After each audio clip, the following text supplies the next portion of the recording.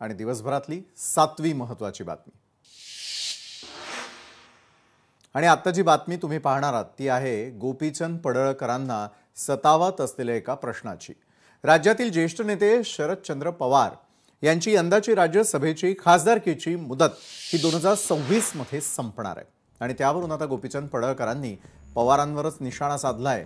2026 मध्ये शरद पवार कुठे निवडून येणार आहेत अशी चिंता पडळकरांना सतावते आणि त्यामुळे शरद पवारांच्या खासदारकीची गोपीचंद पडळकरांनाच चिंता होतीये।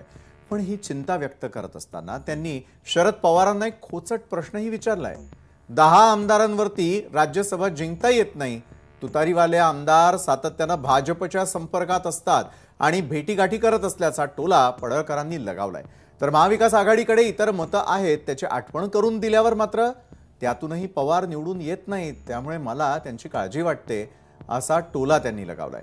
माळशिरसमध्ये पार पडलेल्या भाजपच्या पक्षप्रवेश कार्यक्रमात भाषणावेळी शरद पवारांची काळजी त्यांनी बोलून दाखवली। नाही असं आहे बघा, माझ्या मनाला प्रश्न पडला की आता यांची खासदारकी संपते तर मग आता 10 आमदार जर खासदार होत नाही, त्याला आमदार जास्त लागतात तर ते कुठून येतील असा मला प्रश्न पडलाय। आता त्याचं उत्तर काय येते ते एप्रिलमध्ये बघू आपण। आता तरी 10 त्यांच्याकडे दिसतेत, पण शरीरानं किती आहेत आणि मनानं किती आहेत मला माहित नाही। मी त्या पुढचं विचार बरेच जण इकडे येऊन भेटत राहतात कामाच्या। तुमच्या जिल्ह्यात तुम्हाला माहित आहे की सगळ्यात जास्त तुमच्याच जिल्ह्यात आहेत ना तुतारीवाले, त्यामुळे तुम्हाला माहित आहे सगळं कुठं असते काय असते सगळे। बरं गोपीचंद पडळकरजी, आज तुमच्या भाषणातला हा महत्त्वाचा मुद्दा घ्यावासा वाटला कारण तुम्ही काळजी व्यक्त केलेली आहे ती देखील शरद पवारांची। काय काळजी नेमकी सतावते गोपीचंद पडळकरांना?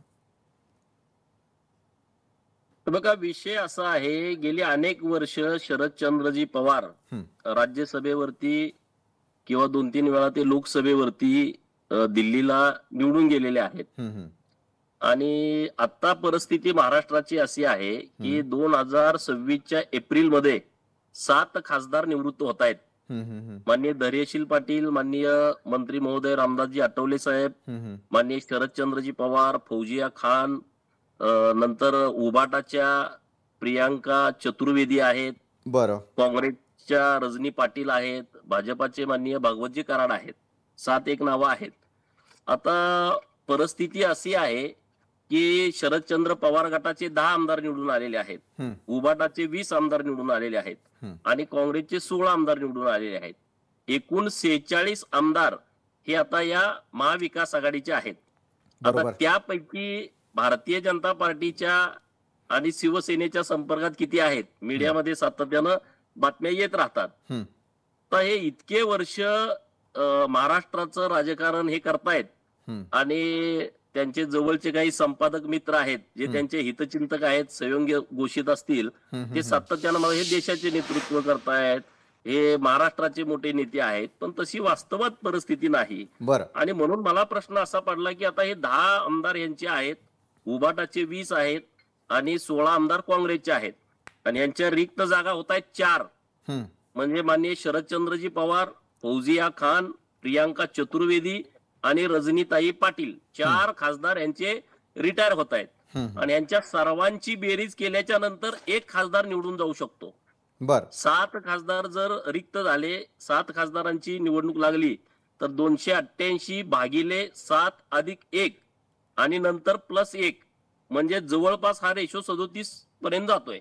जर 6 खासदारांची निवडणूक लागली तर हे मताचा आकडा आमदारांचा 42 वर जातोय। यांच्याकडे तर 46च आमदार आहेत सगळ्यांचे मिळून। आता यातल्या नेमक्याला कुणाला पाठवायचं हा एक प्रश्न हा प्रत्येक पक्षाच्या समोर राहणार आहे। म्हणजे उबाटालाही कुणाला तर पाठवायचं असेल तर त्यांच्याकडे बहुमत नाही, काँग्रेसला पाठवायचं असेल तर त्यांच्याकडे तेवढं संख्याबळ नाही आणि शरद पवार राष्ट्रवादीकडे तर नाही, अजिबातच नाही, 10च आहेत फक्त। आणि मग आता हे मातबर नेते महाराष्ट्रातले आज पण लोक त्यांचं उदो उदो करतात, हे असे आहेत ते तसे आहेत। पण आता मला उत्सुकता या गोष्टीची आहे की जेव्हा एप्रिलमध्ये हे रिटायर होतील, एडविन लुटियन्स झोन जो आहे तिथं हे अनेक वर्ष बंगला त्यांच्या ताब्यात आहे, सरकारी बंगला पकडून बसलेले आहेत आणि मग पुढे आता राज्यसभेचं काय होणार आणि मग त्या बंगल्याचं काय होणार हा प्रश्न आता सगळ्याच लोकांना पडलेला आहे. आणि म्हणून मी कालच्या सभेमध्ये म्हटलं की बाबा आता नेमकं काय होणार आहे, यांना पाठिंबा कोण देणार आहे, हे कसं निवडून जाणार आहेत, यांच्या बरोबर नेमकं कोण आहे, महाराष्ट्रातून निवडून जाणार आहेत की बाहेरून कोण लोक यांना सपोर्ट करणार आहेत, हा एक बरं. प्रश्न माझ्या मनात पडला. तो मी सभेमध्ये लोकांच्या मध्ये उपस्थित बोललो. केला.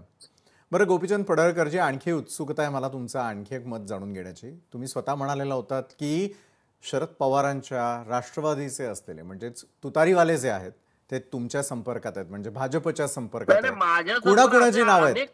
भाजपच्या. अनेक बघा ना तुम्ही, अनेक त्यांचे नेते बघा ते असतात कुठं, त्यांच्या भूमिका कशा आहेत. आता मला वैयक्तिक कोणाचं नाव घ्यायचं नाही, उगाच त्यांना अडचण नको. बरं. पण बरेच शरीरानं तिकडं आणि मनानं भाजपाच्या सोबत असणारे बरेच आमदार या पार्टीमध्ये आहेत.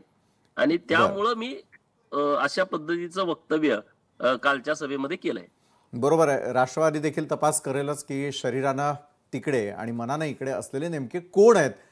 धन्यवाद, तुम्ही आमच्याबरोबर बोललात आणि या संदर्भातली चर्चा केलीत त्यासाठी. लोकशाही मराठी ऐका, पहा, जागरूक रहा.